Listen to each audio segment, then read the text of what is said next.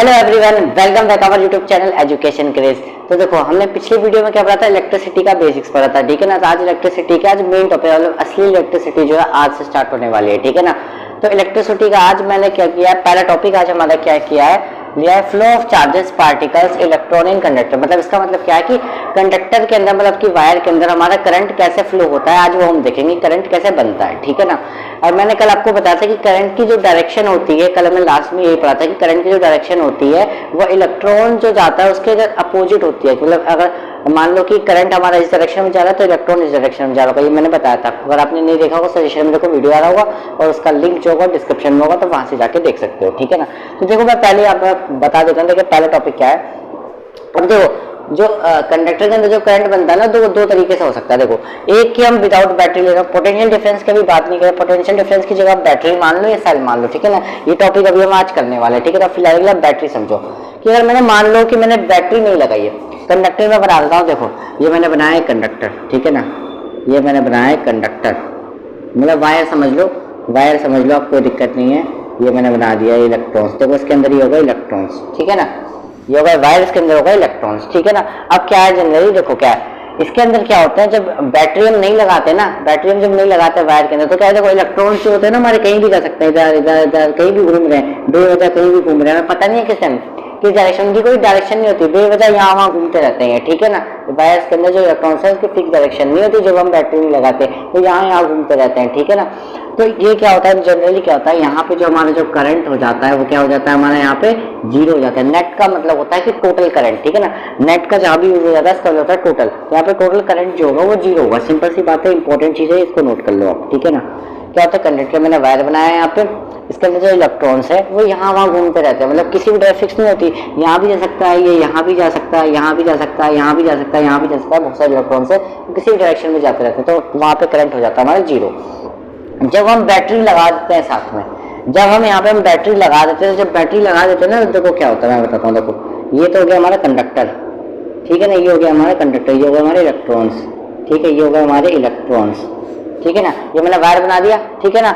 अब यहाँ पे मैं क्या करता हूँ, बैटरी यूज लगा देता हूँ। यहाँ पे देखो, यहाँ पे मैंने क्या किया भाई, एक बैटरी यूज कर देते हैं। ये बना दिया मैंने एक बैटरी, ठीक है। ये बना देता हूँ मैं बैटरी, ठीक है। जब बैटरी बन गई, यहाँ पे सिंपल सी बात है। अब जब हम बैटरी जब इंक्लूड कर देते हैं ना, जब हम बैटरी लगा देते हैं वायर में, तब देखो यहाँ जो इलेक्ट्रॉन्स की जो पहले तो इनकी डायरेक्शन नहीं थी, अब जो इलेक्ट्रॉन्स की डायरेक्शन थी वैसे हो गई। देखो सारे इस तरफ मूव कर रहे हैं, सारे इस तरफ मूव कर रहे हैं, ठीक है ना। ये देखो इनकी डायरेक्शन हो गई, ये देखो, ठीक है ना। तो इनके फिक्स हो गए, तो यहाँ पे कुछ ना कुछ करंट होगा, सिंपल सी बात है। यहाँ पे जो था इलेक्ट्रॉन जो कहीं मूव कर रहे थे तो करंट हमारा जीरो आ रहा था। यहाँ पे देखो इलेक्ट्रॉन सब एक ही डायरेक्शन में मूव कर रहे हैं, तो यहाँ पे सिंपल सी बात है, कुछ ना कुछ जो करंट होगा वो बनेगा, जीरो तो होगा नहीं, यहाँ पे कुछ ना कुछ करंट जरूर बनेगा, सिंपल सी बात है, ठीक है ना। तो इससे क्या पता चला हमें करंट कैसे बनता है, दो तरीके से हो सकता है। एक तो बैटरी के से, एक बैटरी लगाएंगे, एक विदाउट बैटरी होता है, ठीक है। और विदाउट बैटरी का यूज कर रहे हैं तो वहाँ पे करंट क्या होता है, जीरो होता है, और बैटरी के साथ कर रहे हैं तो वहाँ पे करंट कुछ ना कुछ तो बनेगा, ठीक है ना। तो चलिए चलते हैं हम नेक्स्ट टॉपिक पे हमारे, ठीक है। चलो अब देखते हैं हमारा नेक्स्ट टॉपिक। नेक्स्ट टॉपिक क्या है हमारा, एक तो इलेक्ट्रिक पोटेंशियल है, एक पोटेंशियल डिफरेंस है, ठीक है ना। ये हमारा टॉपिक अब हमारा आ गया पोटेंशियल डिफरेंस। सबसे पहले पोटेंशियल डिफरेंस की बात करें। देखो पोटेंशियल डिफरेंस क्या होता है, देखो मान लो एक, देखो मेरा एक चार्ज है, ठीक है ना। एक मेरा यहाँ पे एक चार्ज है, ठीक है ना। अभी ये चार्ज मान लो पॉइंट ए है, ठीक है ना। यहाँ पे प्लस की कोई चार्ज, मैंने बताया था चार्ज को क्यू से नोट करते हैं, ठीक है ना। एक पॉइंट यहाँ पे बी है।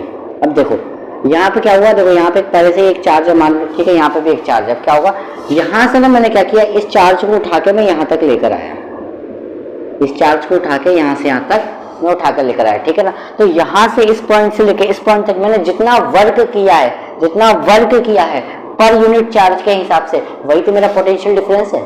देखो क्या मैं बताता हूँ, पोटेंशियल डिफरेंस क्या होगा भाई, देखो पोटेंशियल डिफरेंस, ठीक है। डिफरेंस को शॉर्ट फॉर्म में लिख देते हैं, ठीक है। देखो जितना मैंने यहाँ से इस चार्ज को उठाकर यहाँ तक मैं लाया हूँ, जितना मैंने वर्क किया है, वर्क डन किया है, ठीक है ना। जितना मैंने वर्क किया है, पर का मतलब सबको पता डिवाइड होता है भाई यूनिट चार्ज, चार्ज सिंपल सी बात है, चार्ज यही होगा। जितना मैंने वर्क किया है पर यूनिट चार्ज के हिसाब से, वही मेरा पोटेंशियल डिफरेंस होता है, ठीक है ना। सिंपल सी बात है। अब देखो पोटेंशियल डिफरेंस जो होता है ना, इसको हम क्या करते हैं, वी से डिनोट करते हैं, ठीक है। V से डिनोट करते हैं। मैं बताता हूँ क्यों करते हैं V से डिनोट। अब देखो W वर्क डन को क्या करते हैं भाई, W से डिनोट करते हैं, और चार्ज को तो सबको पता है भाई Q से डिनोट करते हैं। तो यहाँ पे इसका एक फॉर्मूला बन गया हमारे पास, क्या हो गया, V equal to W upon Q। एक फॉर्मूला बन गया हमारे पास, क्या हो गया, V equal to W upon Q। अब देखो सबको पता है भाई वर्क की एसआई यूनिट, वर्क की हमारा जो एसआई यूनिट होती है वो क्या होती है भाई, जूल होती है, ठीक है ना। और चार्ज की एसआई यूनिट क्या होती है, कूलाम होती है, हमने पढ़ा था। तो अगर मैं पोटेंशियल डिफरेंस की अगर एसआई यूनिट की बात करूं, अगर मैं इसकी एसआई यूनिट की बात करूं, SI unit of potential difference, यानी आके अब तो V हो चुका है भाई, सिंपल सी बात है V हो चुका है, तो एसआई यूनिट ऑफ V की बात करूं मैं, सिंपल सी बात है, तो इसका क्या हो जाएगा, जूल पर कुलाम, ठीक है, जूल पर कुलाम है, तो कुलाम अगर ऊपर आ जाएगा तो उसकी पावर -1 हो जाएगी, सिंपल सी बात है। और इसको दूसरा नाम भी दिया गया है, वो दिया गया है वोल्ट।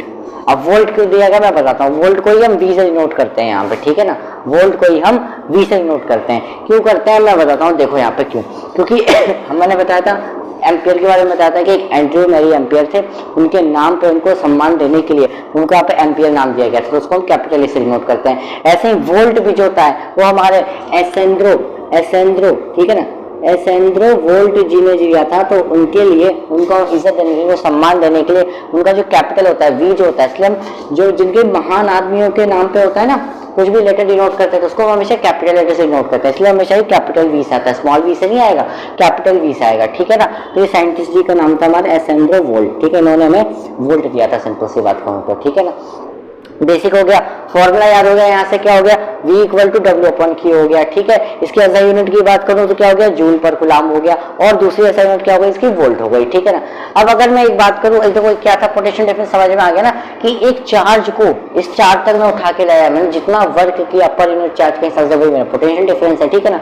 इलेक्ट्रिक पोटेंशियल भी बिल्कुल सेम टू सेम यही होता है, बस फर्क क्या होता है, यहाँ पे इन्फिनाइट आ जाता है। मतलब कि क्या है, एक मेरा पॉइंट है यहाँ पे, ठीक है ना, एक मेरा पॉइंट ये A हो गया, ठीक है, ये मेरा पॉइंट जो है इन्फिनिटी है। अब एक चार्ज है मेरा, एक चार्ज है, ठीक है ना। अब इस चार्ज को मैं यहाँ से यहाँ तक उठा के लेकर आऊंगा, लेकिन कहाँ से, यहाँ पे तो एक गिवन पॉइंट था, यहाँ पे तो फिक्स पॉइंट था कि हाँ यहाँ से यहाँ तक लेकर आ रहा है, लेकिन ये पॉइंट मुझे पता ही नहीं कहा है, मैं कोई इन्फिनिटी से इस चार्ज को उठा के यहाँ पे लेकर आ रहा हूँ। तो कभी भी किसी पॉइंट को इन्फिनिटी से लेकर चार्ज उठाकर यहाँ पे लेकर आएंगे तो वो हमारा इलेक्ट्रिक पोटेंशियल होगा, और अगर कोई गिवन पॉइंट से उठा के चार्ज को यहाँ पे लेकर आएंगे तो वो हमारा पोटेंशियल डिफरेंस होगा, ठीक है ना।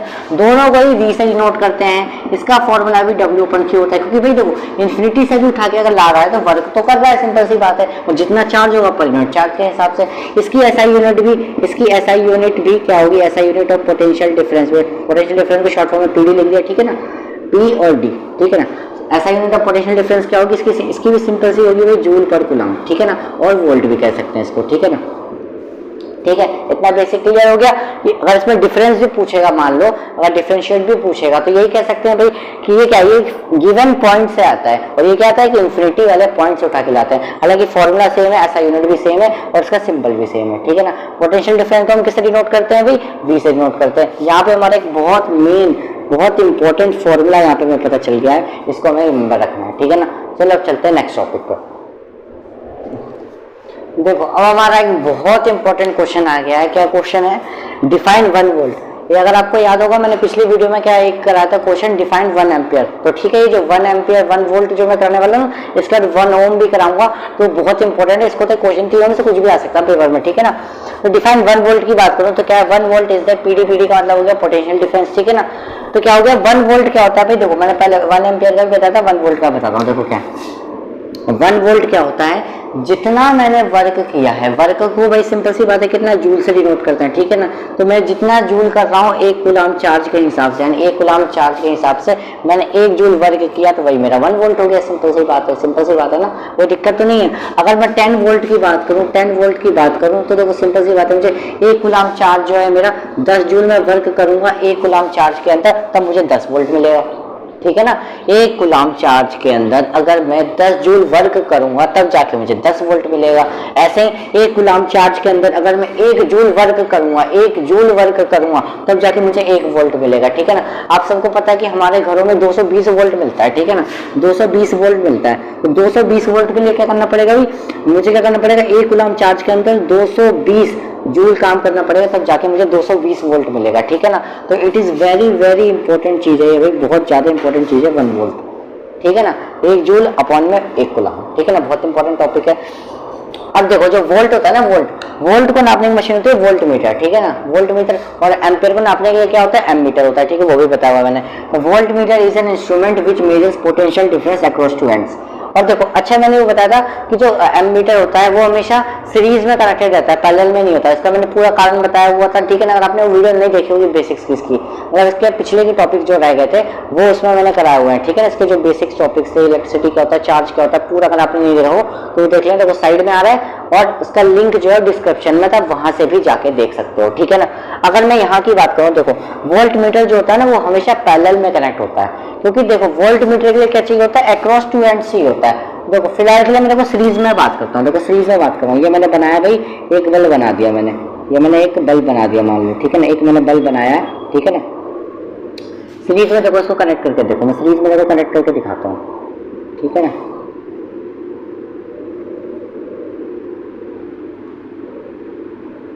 देखो मैंने मान लो यहाँ पे सीरीज में कनेक्ट कर दिया, सीरीज में देखो कनेक्ट किया, तो देखो जो वोल्ट होता है ना अक्रॉस टू एंड, मतलब दो साइड नाप, जैसे ये वाला जाएगा और ये वाला दो एंड, ये दो एंड नाप के देगा। लेकिन देखो हमें क्या चाहिए होता है, हमें एक तो ये वाला पॉइंट चाहिए होता है, ठीक है ना, और एक ये वाला पॉइंट चाहिए होता है। और वोल्ट क्या कर देता है, हमें ये वाला और ये वाला पॉइंट दे देता है। तो हम ये सीरीज में कभी इंक्लूड नहीं करते इसको, वोल्ट को हम इसमें क्या करेंगे, पैरेलल कॉम्बिनेशन करेंगे, क्योंकि पैरेलल में हमारा जनरली क्या होगा, देखो यहाँ पर भी हम सिंपल सी बात है यही करेंगे। यहाँ पे मैंने यहाँ प्लस बना दिया, यहाँ बना दिया मैंने माइनस, ठीक है ना।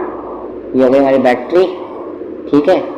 ये बल्ब बना देते हैं यहाँ पे, हल्का सा बल्ब, ठीक है, ये बल्ब हो गया, ठीक है, ठीक है भाई। अब देखो यहाँ पर क्या होगा हमारा, यहाँ पर क्या होगा हमारा, वोल्ट बना देते हैं भाई, ठीक है। ये प्लस हो गया, ये माइनस हो गया, ठीक है। अब देखो यहाँ पे अब क्या होगा, देखो एक एंड ये हो गया, सिंपल सी बात है, एक एंड ये हो गया भाई, एक एंड आपका ये हो गया भाई, सिंपल सी बात है। तो देखो दोनों एंड से वोल्ट जो है आपको यहाँ पे दे देगा, प्रोवाइड करा देगा, इलेक्ट्रिसिटी वोल्ट देगा, ठीक है ना, सिंपल सी बात है। एक एंड आपका ये हो गया, एक एंड आपका ये हो गया, सिंपल सी बात है भाई। तो इसमें आराम से करंट हो जाएगा, जहां जहां हमें करंट चाहिए वहां वहां दे देगा, सिंपल सी बात है। लेकिन सीरीज में नहीं हो पाएगा, सीरीज में क्योंकि एक एंड इसका ये हो जाएगा, एक एंड ये हो जाएगा। हमें क्या चाहिए होता है, एक एंड ये चाहिए होता है, एक एंड ये चाहिए होता है, ठीक है ना। तो ये पैरेलल में लगता है। तो अगर ये क्वेश्चन आ जाए कि वोल्ट मीटर हम कहाँ कर सकते हैं, तो वो हमेशा हम पैरेलल में कर सकते हैं, पैरेलल कॉम्बिनेशन में हो सकता है हमेशा, ठीक है ना। ये सीरीज में ही, सीरीज में नहीं हो सकता, ये सीरीज में नॉट पॉसिबल है, सीरीज के अंदर ये नहीं हो सकता, पैरेलल के अंदर होगा, ठीक है ना। बेसिक था, इसमें तो कुछ था ही नहीं भाई,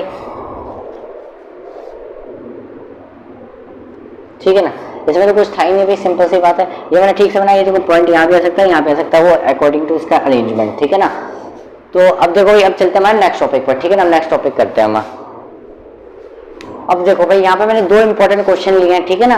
और मैं आपको बता दूं कि जो सेकंड वाला जो क्वेश्चन है बोर्ड के पेपर में आया हुआ है, ठीक है। नहीं तो मैंने एक नॉर्मल ये मैं लिया है क्वेश्चन, ये सैंपल पेपर से लिया है, लेकिन जो सेकंड वाला जो है ये हमारा जो है बोर्ड में आ चुका है, ठीक है ना। तो देखो दोनों इंपॉर्टेंट क्वेश्चन है, देखो करते हैं। देखो अगर मैं पहले वाले की बात करूँ, आंसर नंबर 1 की बात करता हूँ, ठीक है। चलो सबसे पहला वाला देखते हैं, ठीक है ना।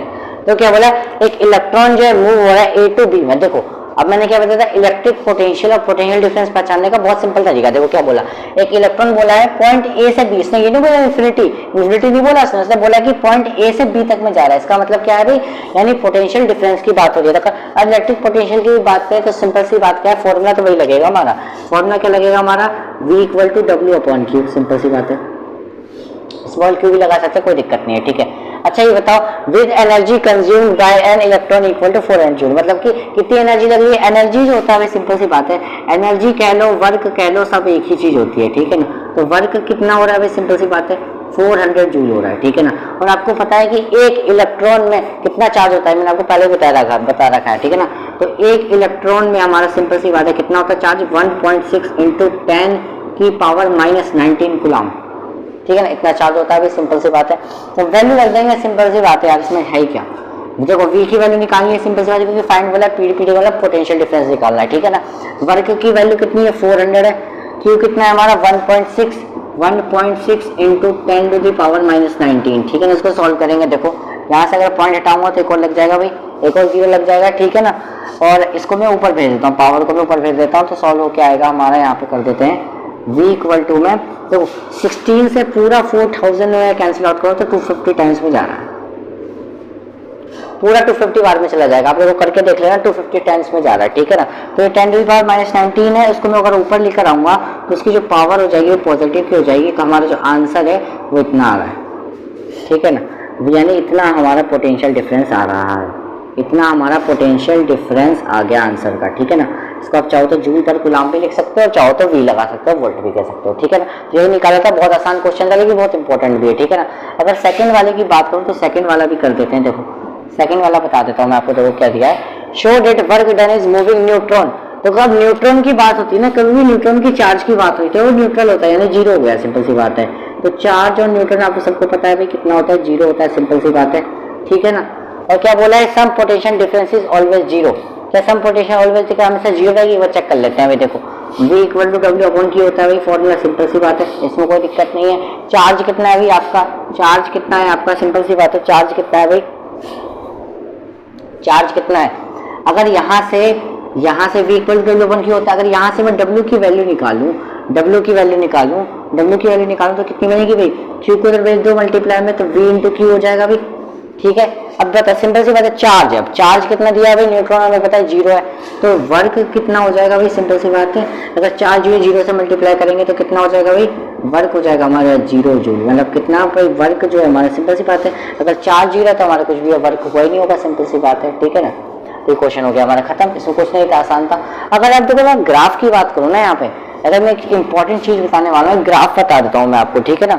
एक ग्राफ भी आपको रह गया, ग्राफ बताना है आपको, ठीक है ना, बहुत इंपॉर्टेंट है, पेपर में आता है, ठीक है। तो इसको नोट कर लो फटाफट जल्दी से, ठीक है। हम करते हैं हम नेक्स्ट टॉपिक, ठीक है।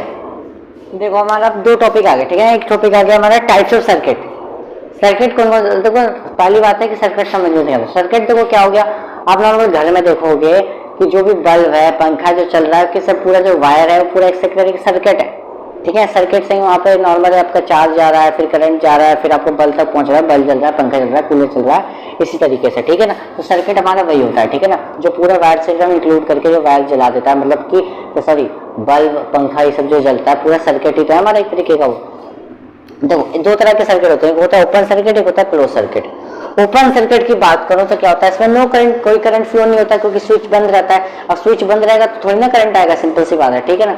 और स्विच बंद रहेगा, करंट नहीं जाएगा तो वो फिर बल्ब पंखा ये सब कैसे चलेगा, सिंपल सी बात है। अब देखो क्लोज सर्किट हमारा ये होगा, देखो स्विच बंद रहता है ना तो यहाँ पे देखो खाली निशान, इसका मतलब क्या है, स्विच बंद है, ठीक है ना।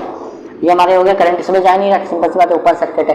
क्लोज सर्किट में क्या होता है, करंट फ्लो होता रहता है, स्विच ऑन रहेगी तो करंट तो फ्लो होगा, सिंपल सी बात है। स्विच ऑन रहता है तो यहाँ पे एक डॉट लगा तो पहचान हो जाती है कि स्विच ऑन है, इसका मतलब, ठीक है ना। तो बेसिक सर्किट का इसमें कुछ है नहीं जाता, देख लो आप, ठीक है ना।